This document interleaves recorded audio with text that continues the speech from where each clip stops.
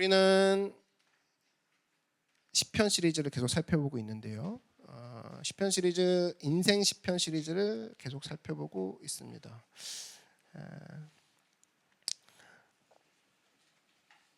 오늘은 시편 40편 한번 들어가 보도록 하죠. 시편 40편 1절에서 10절 말씀 보도록 하겠습니다. 시편 40편 1절에서 10절 말씀.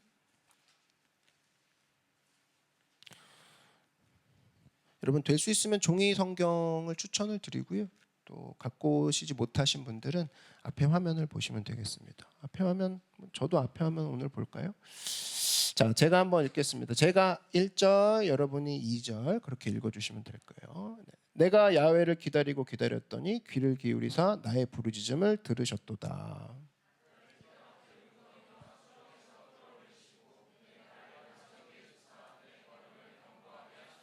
새 노래 곧 우리 하나님께 올릴 찬송을 내 입에 두셨으니 많은 사람이 보고 두려워하여 야훼를 의지하리로다.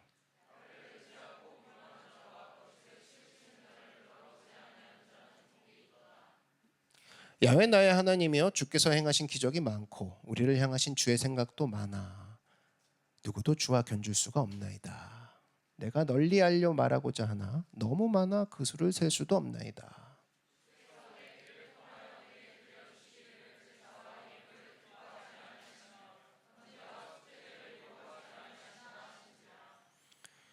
그때 내가 말하기를 내가 왔나이다. 나를 가리켜 기록한 것이 두루마리 책에 있나이다.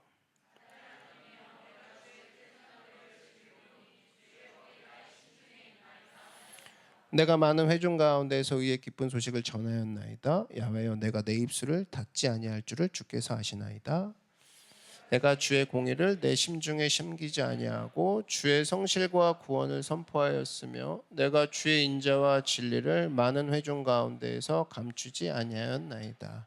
아멘. 네, 오늘은 기가 막힌 상황에서 붙잡을 시편이라는 제목으로 하나님 말씀 증거하도록 하겠습니다. 이 시편 40편 오늘 살펴볼 건데 이걸 한 문장으로 요약하는 구절이 바로 2절입니다. 시편 40편을 쫙 눌러버리면 한 구절로 표현되는 게 2절이에요. 2절 한번 보여주십시오. 나를 기가 막힌 웅덩이와 수렁에서 끌어올리시고 내 발을 반석 위에 두사 내 걸음을 견고하게 하셨도다. 이걸 보면은 여러분 신앙이 뭔지를 알 수가 있습니다. 신앙이란 뭐냐? 사실 웅덩이와 수렁, 이게 늪이라고 표현하면 뭐 금방 그림이 그려지겠죠. 신앙은 뭐냐면 늪에 있던 사람이 반석으로 옮겨지는 과정, 그게 바로 신앙이라는 거예요. 그래서 여러분 사실은 전능하신 하나님 때문에 수렁이죠, 늪이죠. 무슨 얘기냐면 혼자 힘으로 나올 수 없다, 그 소리입니다. 늪 자체가. 근데 하나님 때문에 반석으로 튀어나와 버리는 거, 그게 바로 신앙이라는 거예요. 믿으십니까? 네. 그래서 여러분 사실은 오늘 우리에게 그대로 적용되죠.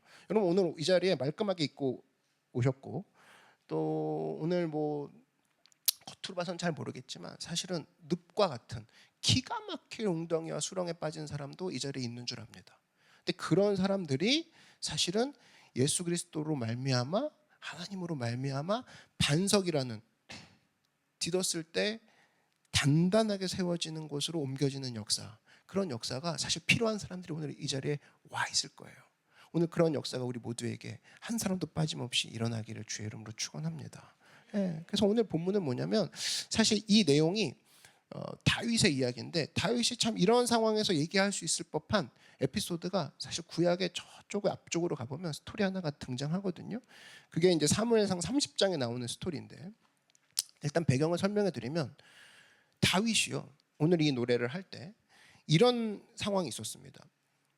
다윗이 군대가 있었어요. 근데 자기 아지트가 있어요. 시글락이라는 곳.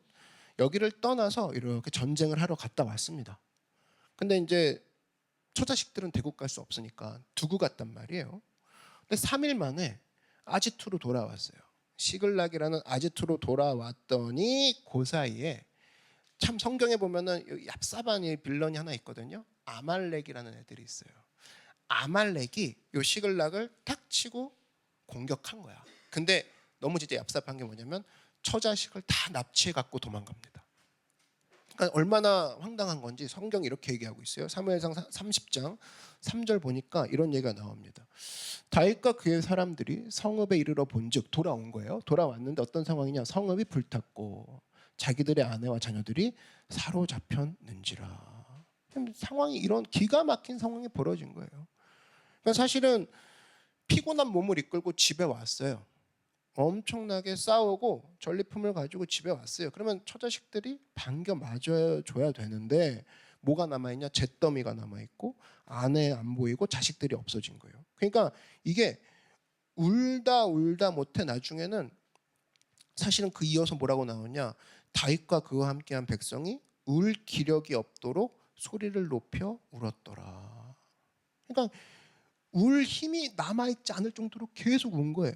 그러니까 기가 막힌 상황이 다윗이 처한 상황입니다. 우리도 비슷하죠. 여러분 이런 거죠. 현대적으로 따진다 그러면 중산층으로 평탄하게 살아가는 가정이 있었어. 그래서 누가 봐도 저 가정에 무슨 문제가 있을까? 아무 문제 없겠군. 저 가정 진짜 부럽다. 이런 생각하게 만드는 가정들이 있어요. 근데 그렇게 살다가도 어느 날 갑자기 청천벽력 같은 소리가 들려오죠. 뭐냐? 가족 중에 한 명이 보증을 잘못 쓴 거예요. 보증 잘못 써가지고 멀쩡하게 살던 중산층 가정이 갑자기 길거리에 나앉게 되었다. 하루아침에. 이걸 뭐라고 하냐? 기가 막힌 웅덩이, 기가 막힌 수렁이라고 얘기하는 거죠. 뭐 이거 하나뿐 아니라 많죠. 어떤 분 건강하게 살고 있었어요. 실제로 제가 아는 분 건강하게 살고 있었는데 40대 중반 이후가 되니까 성실한 분이시기도 하고 가정에 이제 평탄하게 됐습니다. 안정적으로 재정적으로도 집도 잘 구하고 뭐 전혀 걱정거리가 없을 정도의 궤도에 딱 자기가 올려놨어요. 근데 어느 날 소화가 안 돼서 병원에 갔더니 이 암이라는 거죠. 돌아와가지고 울면서 얘기합니다. 기가 막히다고. 내가 이제 뼈 빠지게 일해서 집도 구하고 자녀들도 이제 학교 다 보내놓고 이제 좀 아내랑 쉬려고 했더니 암이라니. 이게 무슨 상황이냐고. 그래서 여러분 성경을 보면은 사실 이렇게 예를 든 다윗만의 이야기가 아니라 지금 방금 예를 든 가정만의 이야기가 아니라 오늘 이 자리에 앉아 있는 여러분의 이야기일 수도 있다라는 거예요. 기가 막힌 거죠. 이제 뭔가를 하려고 했더니 그래서 오늘 이 예배 나올 때 가벼운 마음으로만 오지 않은 사람들 있습니다. 무거운 마음으로 왔어요. 야 이거 어떡하냐. 저번 주까지 아무 일 없었는데 이번 주에 이렇고 다음 주도 내가 기약이 없구나. 이런 마음, 이게 사실 무거운 마음 아니겠습니까? 그런 마음으로 온 사람이 있을 거라고. 그랬을 때 어떻게 하면 이 수렁 가운데 어떻게 하면 내가 반석 위로 걷는 사람이 될 수 있겠습니까? 저는 오늘 이 주제를 시편 40편을 가지고 다루려고 합니다. 우리가 가져야 될 자세 두 가지로 살펴볼 건데요. 자, 첫 번째, 기가 막힌 웅덩이에서 우리가 해야 될 건 뭐냐? 따라 말씀해 주십시오. 하나님께 부르짖으라. 이건 제 이야기가 아닙니다. 오늘 1절을 보시면 그 이야기가 나오죠. 오늘 시편 40편 1절을 보면 내가 야훼를 기다렸더니 웅덩이죠. 뭐 했어요? 귀를 기울이사 나의 부르짖음을 들으셨도다. 그러니까 여러분 잘 생각해봐요. 웅덩이에 빠진 사람, 늪에 빠진 사람, 수렁에 빠진 사람, 파도에 휩쓸리고 있는 사람, 그 사람이 할 수 있는 게 뭐가 있겠어요? 뭐 정리? 교제? 뭐 아닌 척, 괜찮은 척? 그럴 새가 어딨어. 그럼 아직 급한 건 아닌 거죠. 그죠? 그 사람. 근데 진짜 빠져서 죽을 만한 사람, 지금 생명의 위협을 느끼고 있는 사람에게 할 수 있는 건 하나밖에 없습니다. 부르짖는 것만큼 없어요. 살려주세요. 그죠? 살려주세요가 그 딕션이 나오면 다행이지. 막 이런 거 아니겠습니까? 그죠? 진짜 죽음에 처한 건데 무슨 온매무새로 뭘 따집니까? 무슨 침이 흘릴까봐 머리를 정리하고 외칠래 뭐 이러진 않잖아. 그죠? 그냥 외쳤을 때 들어주신 분이 있으니까 부르짖으라. 그게 성경의 주장입니다. 부르짖으라. 그래서 여러분 부르짖는 이유는 딱 하나예요. 우리는 고아가 아니에요. 맞습니까? 우리는 들어주실 아버지가 있다 그 소리입니다. 그래서 요한복음 14장 18절을 보니까 제 이야기가 아니라니까요. 난 고아가 아닐 거야. 여러분 느낌 아시죠? 이렇게 느낌과 감정으로 얘기하는 게 아니라 요한복음 14장 18절에 정확히 근거 구절 얘기하죠. 내가 너희를 고아와 같이 버려두지 아니하고 너희에게로 오리라. 믿으십니까? 네, 이거 예수님이 직접 얘기한 거예요. 야, 너 고아 아니다. 혹시 고아라고 생각할까 봐 내가 다시 한번 누차 얘기하는데 고아면은 사실은 어디도 도움을 못 받고 언제 객사해도 누가 찾지도 못하겠지만 넌 고아가 아니지 않느냐. 그러니 나에게 부르짖으라. 그래서 여러분, 아버지가 있는 사람은 부르짖게 마련이라는 겁니다. 성경이 누차 지금 강조하고 도드라지게 설명하고 있는 거죠. 요한복음 14장은 여기서 멈추지 않습니다. 13절 보니까 다시 한번 뭔가를 약속하시는데 13절에 이런 얘기하세요. 너희가 내 이름으로 무엇을 구하든지 내가 행하리니 이는 아버지로 하여금 아들로 말미암아 영광을 받으시게 하려 함이라. 무슨 얘기냐? 부르짖으면 내가 움직이겠다, 그 소리입니다. 여러분, 이런 약속 누구 어떤 회장이나 어떤 여러분 사장이나 여러분 집에 그 집안 어르신들한테 이런 약속 받으니까 얼마나 힘든지 아시죠? 그죠? 제가 전화하면 오실 수 있나요?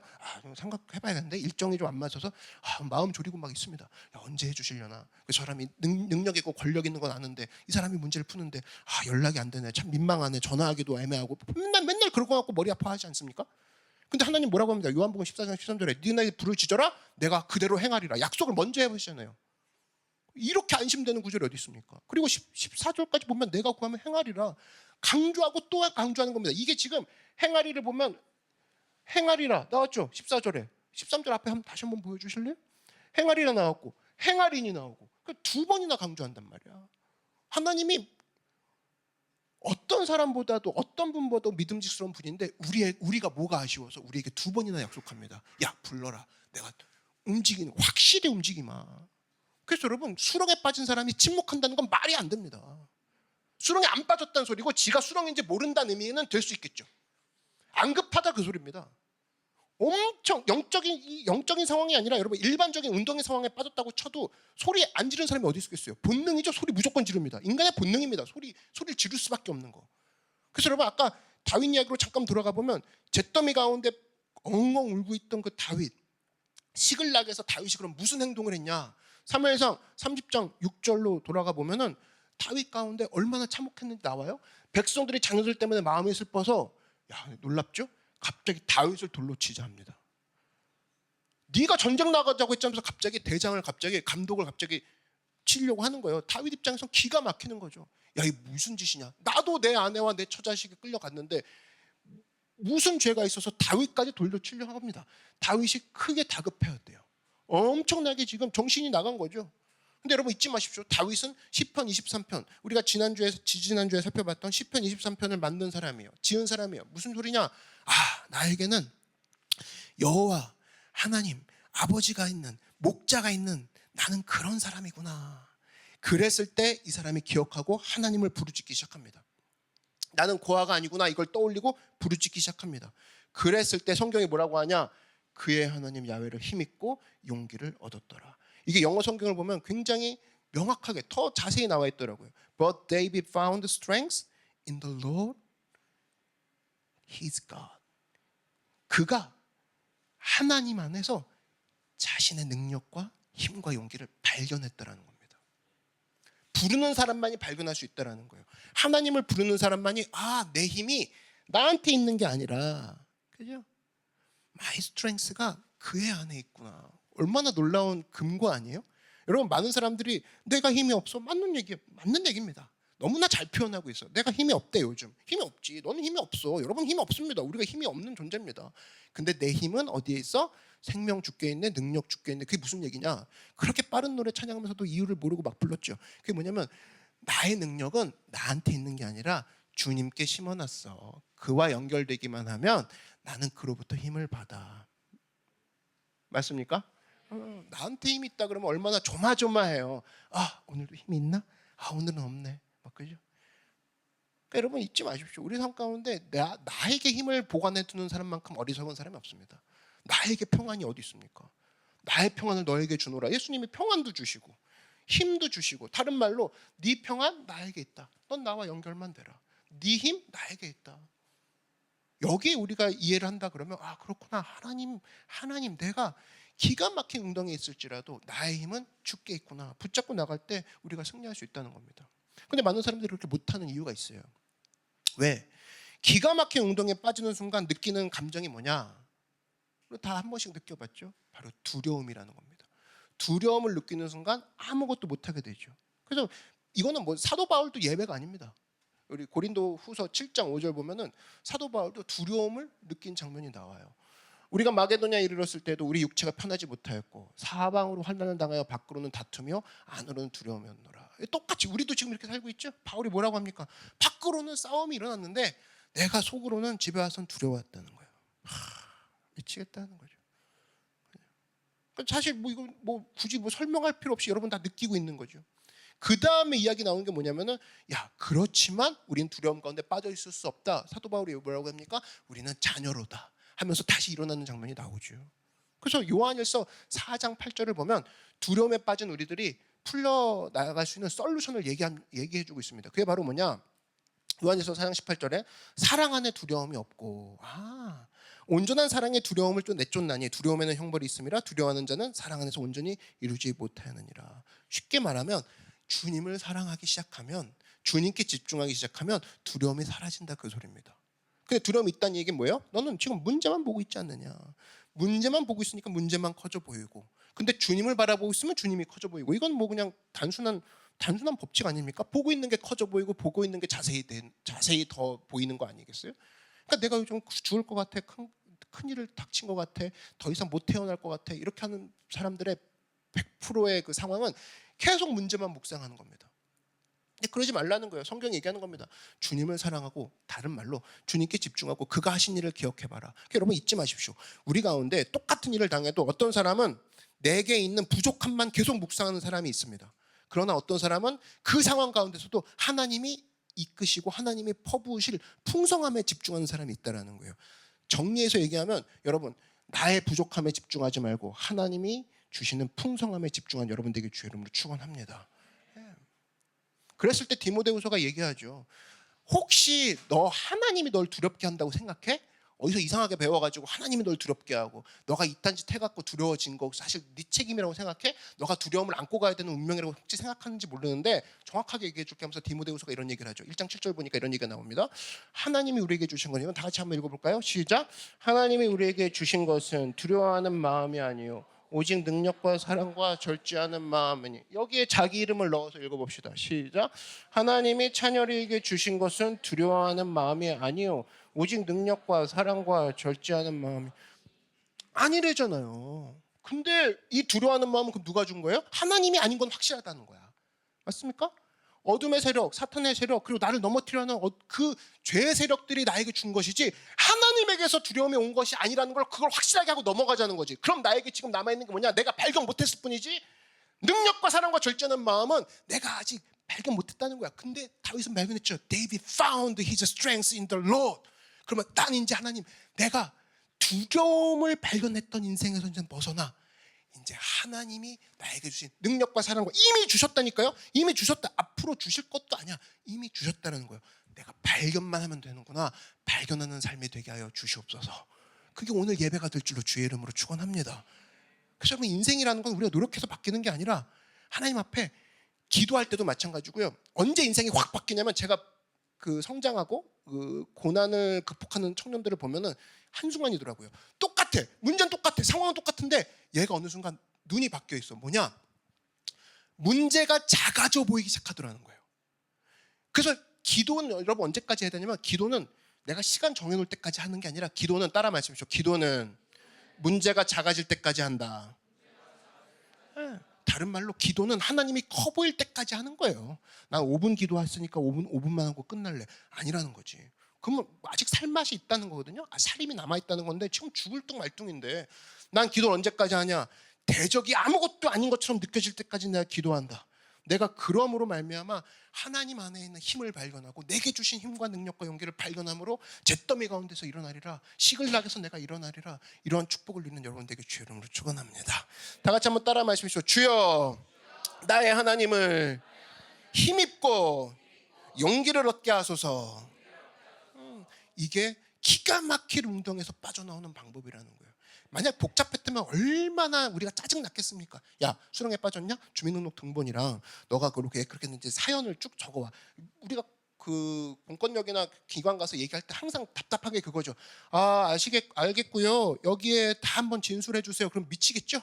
지금 급해 죽겠는데, 그죠? 그리고 응급실 가도 급해 죽겠는데 어떻게 그랬는지 한번 처음부터 써주세요. 자, 체크해 볼게요. 마음 급했는데. 근데 하나님 그렇게 접근 안 하시잖아요. 야, 부르짖어라. 이게 뭐가 어렵습니까? 오늘 여러분 모든 사람들 가운데 부르짖음을 통해서 역사하시고 구원하실 그 하나님을 맛보는 우리 모두가 되게 주의 이름으로 다시 한번 축원을 드립니다. 자, 그럼 두 번째입니다. 마지막으로 기가 막힌 운동에 빠졌어. 나 오늘 무거운 마음으로 예배 나왔어. 그럼 나 어떻게 해야 될 것인가? 라고 했을 때 성경이 얘기하는 것은 뭐냐? 너 그 입술 하나님을 표현하는 데 집중하라 라고 얘기를 합니다. 다 한번 따라 말씀 주실까요? 하나님을 표현하라. 네, 3절에 그 근거 구절이 나옵니다. 오늘 10편 30편 40편 3절에 새 노래 곧 우리 하나님께 올릴 찬송을 내 입에 두셨으니 지금 노래 부를 맛이 나요? 안 나온다나. 지금 기가 막힌 운동에 빠져 있다니까요. 늪이야 수렁이야 미칠 것 같아. 근데 새 노래를 얘기합니다. 노래하라 그겁니다. 많은 사람이 보고 두려워 야훼를 의지하리로다. 너 지금 수렁 가운데 제일 먼저 할 일이 뭔 줄 알아? 네 입술의 내용부터 바꿔라. 그게 5절이 나오죠. 5절 6절이 쭉쭉 나옵니다. 5절 한번 보시면 야훼 나의 하나님이여 주께서 행하신 기적이 많고 이런 거 노래하라 그거예요. 보통 뭐 이런 거 노래 안 하지 않냐 그 소리입니다. 너 하나님이 너한테 안 해준 것이 너무나 많고, 그죠? 하나님이 너한테 해주실 것처럼 했다가 틀어주신 것이 너무나 많고 이런 것들을 불평이라고 두 글자로 우리가 표현하는데 그런 거 하지 말고 주께서 그동안 행하신 기적이 너무나 많은 걸 노래해라. 얼마나 많은지 세어봐라. 우리를 향하신 주의 생각도 많음을 네가 한번 견져봐라. 누구도 주와 견줄 수가 없는 줄 네가 알게 될 것이다. 그거 노래해라. 너 지금 입술에 뭐가 있니? 그 소리입니다. 내가 널리 알려 말하고자 하나 너무 많아 그 수를 셀 수도 없나이다. 그 지경까지 네가 한번 생각해봤니? 넌 오히려 이거를 딴 걸로 생각하지 않냐? 야, 내가 지금 앞으로 닥칠 두려움과 걱정과 벌어질 상황들이 너무나 많아. 생각도 없구나. 야, 이건 나 곧 죽을 수밖에 없구나. 그런 식으로 생각의 흐름을 따라가지 말고 하나님이 너한테 일하시고 일하셨고 앞으로 일하실 것들을 입술을 채워야지. 구렁에 빠지고 수렁에 빠지고 늪에 빠졌다고 해서 그것을 불평으로 입술을 채우지 말아라. 우리에게 엄청난 실질적인 경고를 하고 있는 겁니다. 그리고 9절 10절도 다 마찬가지예요. 공통점이 뭐냐? 기쁜 소식을 얘기하라. 하나님을 표현해라. 그 소리입니다. 왜? 우리 입술이 더러워지는 것을 우리 아버지는 원치 않으시니까. 여러분 자녀도 마찬가지죠. 고통당했을 때 자녀가 아빠 나 이겨낼 수 있을 것 같아. 그러면 엄마 아빠가 웁니다. 막 기특하다고 그러고 내가 너 기도해 줄게. 걱정 마. 근데 자녀가 힘들어 보이는 게 뭐냐면 고난도 힘들겠지만 얘가 생각이 피폐해지고 입술도 더러워지고 엄마는 안 될 것 같아. 나 그냥 주워온 자식인가 봐. 아니라고 하는데도 계속 얘기하는 거기서 부모의 가정은 찢어지죠. 그러니까 하나님이 똑같은 심정으로 보는 겁니다. 야, 수렁에 빠졌을 때 너가 빠져나오는 길이 있다. 제가 아까도 말씀드렸죠. 수렁에 빠져나오는 청년들, 수렁에 빠져나오는 그런 예배자들의 특징이 있는데 입술이 어느 순간 바뀌어버립니다. 너 상황이 바뀐 거야? 아니요. 그냥 제 입술에 찬송을 계속적으로 가득가득 부어주시고요. 그냥 성경에 보니까 한 입엔 저주가 나오고 한 입엔 축복이 못 나온다고 하더라고요. 그냥 맞는 것 같아요. 제가 고난 가운데 이렇게 불평해서 뭐가 바뀌겠습니까? 제가 하나님이 하신 일을 기억하고 어느 순간 감사하게 되더라고요. 근데 지만 모르지 내가 볼 땐 상황을 벌써 극복하고 벌써 한 걸음 나아가고 있더라고. 그걸 승리라고 하는 거 아니겠습니까? 근데 우린 그걸 많이 못하죠. 상황이 바뀌어야 내가 입술로 고백하겠다고 그래. 근데 여러분 그렇게 성경은 얘기하고 있지 않는다는 겁니다. 내가 하나님 앞에서 힘들고 어려울 때 표현하는 것들이 너의 상황들을 이끌고 갈 것이다. 너의 영적인 상황들이 변화될 것이다. 믿으십니까? 그것들을 예수님이 직접 보여주신 장면이 있죠. 누가복음 17장을 보면 10명의 문둥병 환자들, 나병 환자들이 예수님께 몰려옵니다. 고쳐달라고. 엄청나게 소리 지르죠. 그러니까 예수님이 고쳐줍니다. 예수야 긍휼히 여기소서 긍휼히 여기소서 하니까 예수님이 싹 다 고쳐줍니다. 10명을. 그리고 제사장에게 너희 몸을 보이라 얘기를 하죠. 그래서 여러분 한 사람 한 사람이 문둥병이라고 생각해봐요. 여러분 여기 있는 모든 분들이. 그러면 예수님이 갑자기 기적을 베풀어 주셔서 모두가 문둥병에서 나았어. 그때 느끼는 감정이 사실은 기쁨 아니겠어요? 너무나 기쁘다. 말도 안 된다. 이건 놀랍다. 이거는 진짜 위대하다. 하나님은 놀랍다. 모두 다 feeling이란 건 느끼고 있었을 거라고. 그런 건 없는 사람은 없겠죠. 고통을 못 느꼈던 피부가 이제 내 감각이 느껴지기 시작하고 이제는 내 피부가 새살이 돋아나기 시작해. 너무 감사하다. 이 필링이 없는 사람은 없어. 모두 다 있어. 근데 놀라운 일이 벌어지죠. 그 10명이 제사장한테 몸을 보이고 나서 누구만 돌아왔냐? 사마리아 출신, 즉 외국인 문둥병자 한 명만 돌아옵니다. 뭐라고 하냐? 자기의 나은 것을 보고 큰 소리로 하나님께 영광을 돌리며 예수의 발 앞에 엎드려 살해하니. 보세요. 모두 다 받은 느낌이 달랐나요? 느낌은 똑같았다고. 오, 3살이 돋았네. 오, 행복하네. 오, 감격이네. 눈물이네. 엄청난 은혜네. 모두 다 10명이 다 느꼈다고. 근데 차이점은 뭐냐? 9명은 표현했지만 1명은 9명은 표현 안 했지만 1명은 표현했다고. 그 차이죠. 누가 수렁에서 빠져나올 수 있느냐? 누가 예수님이 칭찬해 주는 사람이냐? 표현하는 사람을 예수님이 칭찬해 주고 표현하는 사람을 예수님이 기억하신다는 겁니다. 믿으십니까? 그렇다면 오늘 우리에게 받은 은혜, 오늘 내가 겪고 있는 많은 감격과 눈물 가운데 내가 표현하는 것까지 나아가겠구나. 표현하는 것을 통해서 확산되기 원하시는구나. 내가 지금 불평으로 확산시킬 수도 있지만 크루에서도 팀에서도 나 요즘 이래, 나 어려워, 그러니까 난 죽을 것 같아, 그러니까 나를 뭐 생각하지도 마, 이런 식으로 이런 것도 확산시킬 수 있지만 내가 하나님께서 받은 은혜와 앞으로 그가 하실 일들을 그걸로도 내가 확신시킬 수 있구나. 확산의 내용을 내가 점검함으로 하나님의 도구로 쓰임받을 수 있구나. 이것을 구약에서 똑같이 한 사람이 있죠. 느헤미야 8장을 보면 이스라엘 전체 수문 앞에서 주님께서 부흥을 주시죠. 막 부흥을 주십니다. 근데 모두에게 부흥을 딱 준 게 아니라 그 당시 굉장히 똑똑한 사람이 한 명 있었어요. 구약의 성경학자 에스라라는 사람이 있는데 에스라에게 먼저 하나님께서 은혜를 주십니다. 에스라에게 부흥을 먼저 허락해 주시고 에스라를 통해서 전체 민족에게 확산을 하게 해주세요. 그 내용이 어디 나오냐? 에스라 7장 10절 보니까 에스라가 야훼 율법을 연구하여 준행하며 율례와 규례를 이스라엘에게 가르치기로 결심하였더라. 무슨 얘기냐? 에스라라는 한 명한테 집중적으로 은혜를 부어주시고 에스라가 혼자 이것을 갖고 있는 게 아니라 표현하기 시작한 거예요. 백성들에게. 야, 하나님 일하신 것들을 봐. 그 말씀이죠. 하나님 일하실 것들의 약속을 우리가 기대해보자. 말씀이죠. 이것들이 그 사람의 표현에 의해서 쓰임받게 됐다고. 그래서 여러분, 하나님은 여러분의 삶을 쓰시는 게 다른 얘기로, 다른 내용은 뭐냐면 여러분의 표현을 쓰신다는 겁니다. 여러분의 SNS의 표현, 여러분의 말투의 표현, 여러분 말투의 내용, SNS의 내용, 그것을 쓰시는 것을 삶을 쓰신다고 하는 거지. 그냥 개념적으로 언젠가 아프리카 저 뒤에 한 30년 40년 뒤에 나의 삶을 쓰소서. 아니 그런 게 아니라니까요. 나의 삶을 쓰신다는 건 내 표현을 쓰신다는 거예요. 믿으십니까? 내 그런 표현을 점검할 의무가 우리한테 있다는 거지. 야, 말투가 원래 그래서요. 그냥 불평하면 그냥 쭉쭉 지르는 스타일이에요. 아니 그럴 수 없다는 거예요. 그리스도가 내가 그리스도의 것이라고 그러면 내 입술도 그리스도의 것이고, 아파. 내 말투도 그럴 것이고, 그죠? 그게 어떻게 내 거라고 주장할 수 있습니까? 그럴 수 없다는 거예요. 표현하게 하심으로 일할 수 있다는 거죠. 그러니까 여러분, 특별히 표현하는 직업을 갖고 계신 분들도 계십니다. 그분들은 뭐 더할 나위 없이 중요한 직업이고, 일반인들도 마찬가지라는 겁니다. 사탄이 얘기하는 건, 야, 표현하는 직업은 아티스트만 하는 거지, 우리는 그냥 아무렇게나 표현하면서 사는 거야. 서민들이잖아. 아니 그렇지 않다니까요. 여러분의 말투, 토닥거림, 다가감, 미소, 웃음 전부 다 표현하는 것을 통해서 일하게 하신다니까요. 서번트 리더뿐만 아닙니다. 교회 오는 모든 자리라는 거예요. 즉 진리를 표현하라. 왜? 너의 입술이 더러워진 것을 아버지 나라가 원치 않는다. 그래서 악한 마귀가 우리한테 우리를 쓰러뜨리는 방법 중에 하나가 뭐냐면 자꾸 쓸데없는 일에 얽히게 만듭니다.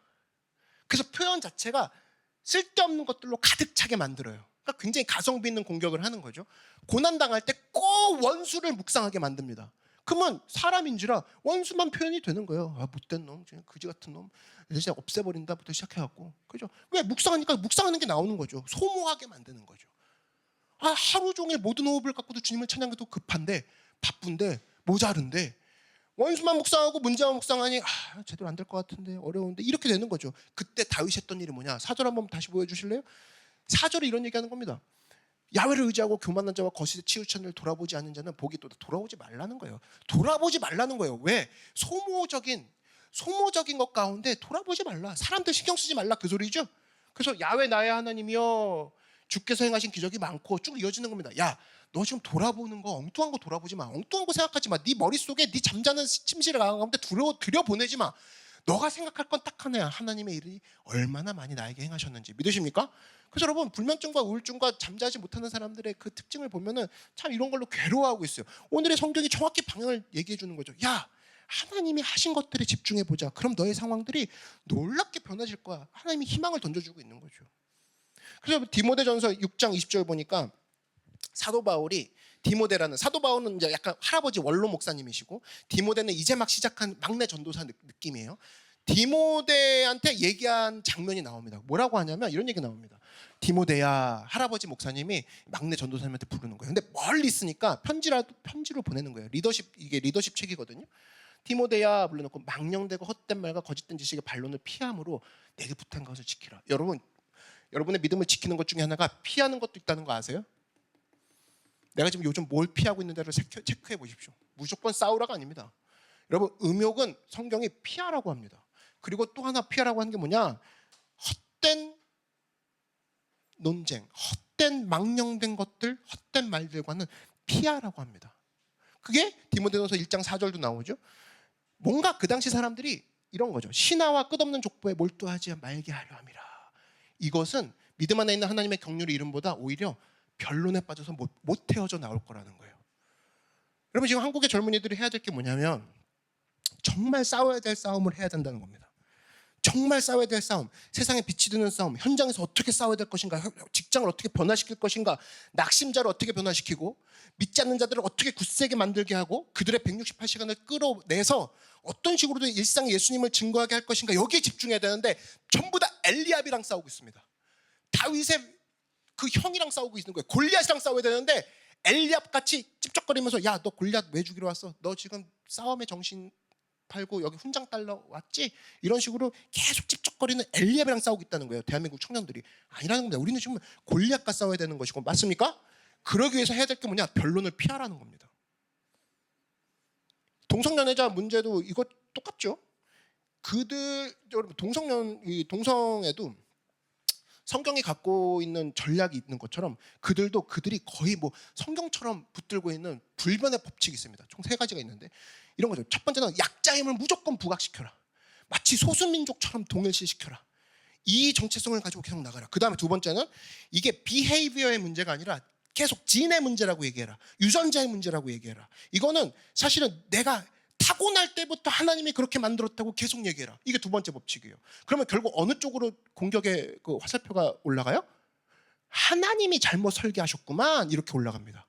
이걸 계속적으로 유지해라. 그래서 그들의 전략이고요. 태어날 때부터 원래 이랬어요. 이걸 계속 얘기하라. 그리고 세 번째가 뭐냐면 찬성을 받던 반대를 받던 자꾸만 논쟁케 만들어라. 계속 논쟁하게 만들어라. 그래서 동성애를 반대해도 좋으니까 자꾸만 사람들로 하여금 말을 하게 만들어라. 그들의 전략입니다. 여기에 우리가 다 속고 있다는 거예요. 여러분 잘 보세요. 동성애에 대해서 우리가 논쟁하기 전에 먼저 붙들어야 될 게 뭐냐? 하나님 말씀에 대한 선언이 먼저 있으면 모든 게 끝난다는 거예요. 믿으십니까? 로마서에 보십시오. 동성연애가 범죄라는 거, 동성애가 범죄라는 거 자명하죠. 하나님 말씀을 먼저 선포해버리고 그 말씀이 들어가면 그 외의 것들은 논쟁할 것도 없다라는 겁니다. 근데 대부분 여기서부터 시작을 하는 거죠. 야, 어떻게 하면 얘들을, 이미 휘말린 거죠. 이미 끝난 거죠. 그래서 악한 마귀는 뭐냐면 동성애뿐 아니라 모든 문제들이 말씀에 대한 관심과 연구를 할 시간을 다 뺏어버리고 논쟁하게 만듭니다. 변론하게 만듭니다. 거기에 소모하게 만듭니다. 얼마나 많은 청년들이 거기에 시간 뺏기고 있는지 몰라요. 찬성하고 반대하다가 인생 낭비합니다. 물어보면 몰라요. 에스라가 누군지도 몰라, 다윗이 뭔지도 몰라, 시편을 외우는 거 하나도 없어. 근데 논쟁은 겁나 잘해. 찬성받는 겁나 잘해. 인생 낭비하는 거죠. 사탄은 그걸 녹이고 있다는 겁니다. 그래서 여러분, 우리가 하나님 앞에서 이런 세상의 부조리적인 문제들, 세상의 문제들 역시 거기에 우리가 인생을 걸 게 아니라 우리가 붙들어야 될 건 뭐냐? 하나님의 영광이라는 거예요. 믿으십니까? 하나님의 말씀이라는 거예요. 거기에 인생을 붙들면 마찬가지죠. 한국은행에서 여러분 위조지폐를 검열하는 사람들의 특징이 뭐냐면 위조지폐가 나올 때마다 위조지폐를 조사하지 않는다고 그러죠. 하나만 봅니다. 진화폐, 진짜 화폐를 계속 공부한다고 그러죠. 그러면 진짜 하루에 100개 이상의 위조지폐가 발행된다 할지라도 겁날 게 없다는 겁니다. 진짜 화폐를 계속 연구하니까. 근데 어리석은 사람은 위조지폐 나올 때마다 그걸 가서 공부하는 거죠. 그러니까 거기서부터 끝도 없는 그냥 그 물레방아를 도는 거죠. 잊지 마십시오. 우리가 하나님 앞에서 제대로 된 하나님 말씀을 표현하고, 오늘 말씀처럼 야 그래, 고난 가운데 하나님 말씀을 표현하자. 뭐 알아야 표현하지. 표현할 수 있는 how to, 방법은 뭐냐? 말씀으로 돌아가는 길밖에 없다라는 거예요. 그게 뭐냐? 오늘 7절과 8절입니다. 한번 보여주실래요? 그때 내가 말하기를 내가 왔나이다. 나를 가리켜 기록한 것이 두루마리 책에 있나이다. 보세요. 여러분에 대한 설명이 두루마리 책, 매뉴얼이 성경에 있다잖아요. 매뉴얼 그렇게 중요하셔야 여기 않습니까? 진짜 중요한 우리 인생의 모든 매뉴얼이 성경에 다 있다는 거예요. 그럼 어려울 때 왜 성경 안 보냐는 거예요. 어려울 때 왜 이상한 데 가서 조언을 얻냐는 거예요. 어려울 때 나에 대한 모든 설명이 들어있는 성경으로 돌아가고 나의 하나님은 내가 주의 뜻 행하를 즐기오니 주의 법이 나의 심중에 있나이다 하였나이다. 이러니까 다윗이 이겨낼 수 있었다는 겁니다. 야, 비로소 내 말씀이 나의 입술에 서 있는 게 아니라 내 마음속으로 들어와 버렸구나. 여러분 모두 읽는 자들이 성경을 이제 눈으로만 읽지 않고 성경을 귀로만 듣지 않고 내 마음속까지 들어와 버리는 그런 축복이 있기를 주의 이름으로 축원합니다. 그렇게 성정된 믿음 가운데 나갔더니 일하시더라는 거예요. 그래서 여러분 한번 돌아보십시오. 나의 지금 삶의 원동력이 보세요. 로마서 10장 17절 같은 데 보니까 이렇게 나오죠. 믿음은 들음에서 난다고 돼 있어요. 그죠? 요즘 뭘 듣고 있어요? 뭘 듣든 간에 그 듣는 게 믿음이 생긴다니까요. 야, 너 안 될 거야. 못생겼어. 넌 생긴 거 봐. 그치, 나 못생겼지. 못생겼다. 믿음 믿습니다. 못생겼습니다. 막 이렇게 된다니까요. 근데 너는 주의 자녀야, 주의 자녀야, 주의 자녀야, 주의 자녀야. 하루 7번 들어보십시오. 77 곱하기 49번 들어보십시오. 일주일 동안. 그래, 나 주의 자녀구나. 믿음이 생긴다니까요. 근데 믿음이 형성되면, 세상은 믿음이 형성되면 그게 파멸되거나 자신들의 유익으로 뽑아갈 수 있지만, 성경이 말하는 제대로 된 믿음이 형성되면 어떤 일이 벌어지느냐. 고린도후서 5장 7절 보니까 믿음으로 끝나지 않아요. 이는 우리가 믿음으로 행하고 보는 것으로 행하지 아니함이로라. 지금 무슨 얘기냐? 아, 내가 여전히 지금 힘들어하는 이유는 믿음으로 살지 않고 보는 걸로 살고 있으니까 힘들구나. 이걸 일깨워주는 구절입니다. 여러분 특별히 힘들어하는 사람들의 특징이 뭐냐면 맨날 보는 것 때문에 기뻐했다가 보는 것 때문에 슬퍼합니다. 성경 그렇게 살지 말라고 합니다. 크리스찬의 세계관 뭐냐면 너 믿음으로 기뻐하고 믿음으로 굳세어라. 믿으십니까? 그게 맞는 거지. 특별히 힘든 사람의 특징은 여러분 삶의 원동력이 믿음이요 보는 거예요. 물어보면 대부분 믿음이긴 하지만 가만히 보면 보는 거에 실망하고 보는 거에 기뻐하고 보는 거로 왔다 갔다 그렇게 살지 말라는 겁니다. 오늘 성경이 얘기하는 게 그거예요. 야, 네가 마음 가운데 보는 것만 보고 있으면 표현이 아무래도 어려운 표현만 나올 거다. 불평불만만 나올 거다. 그러니 네 마음속에 하나님께서 일하셨음을 믿고 앞으로 일할 것을 주님을 기대한다 그러면 그 믿음 갖고 표현의 내용을 채우거라. 하나님이 너와 함께 하실 거라는 그 표현, 눈앞에 있는 걸 표현하지 말고 네 안에 있는 믿음을 표현하거라. 아멘? 눈앞에 있는 거 표현하지 마십시오. 그가 하실 일들을 표현하기 시작한다는 거예요. 그랬을 때 어느 순간 눕혀서 나와 반석을 밟고 있는 여러분 스스로를 발견하게 될 거라는 거예요. 함께 기도하겠습니다. 제가 기도하겠습니다. 사랑해 주님 감사합니다.